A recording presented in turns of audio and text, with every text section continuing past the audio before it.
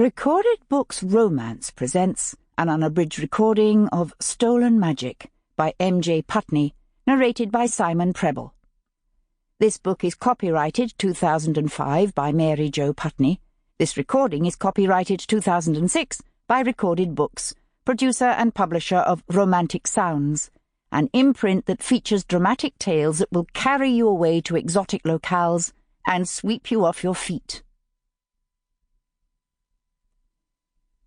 Heir to an ancient title, Simon Malmain, the Earl of Falconer, is well known among the Guardians, humans with magical powers derived from nature. Well known, but not well loved. And now, Stolen Magic. Chapter 1.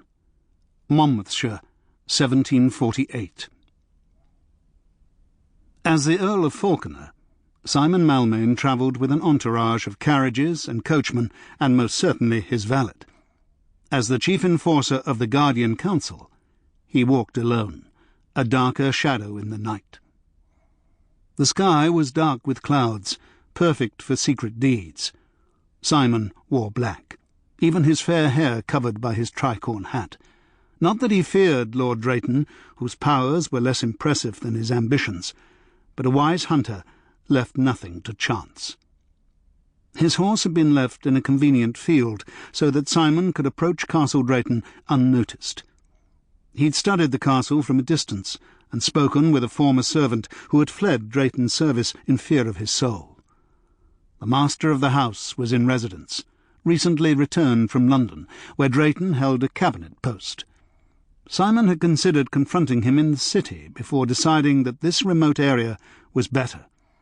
If there was a magical battle, the fewer who might be affected, the better.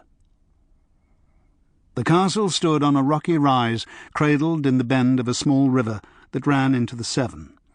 The original building had been updated and expanded over the centuries, but its site remained an imposing hill chosen to repel attacks. Soldiers would have a hard time penetrating the castle. Simon didn't. He met the first barrier near the top of the hill. It was a warning shield of surprising competence. Drayton must have been practicing.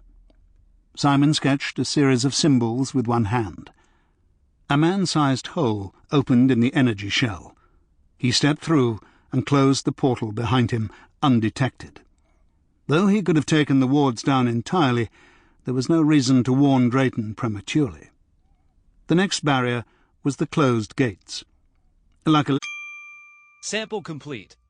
Ready to continue?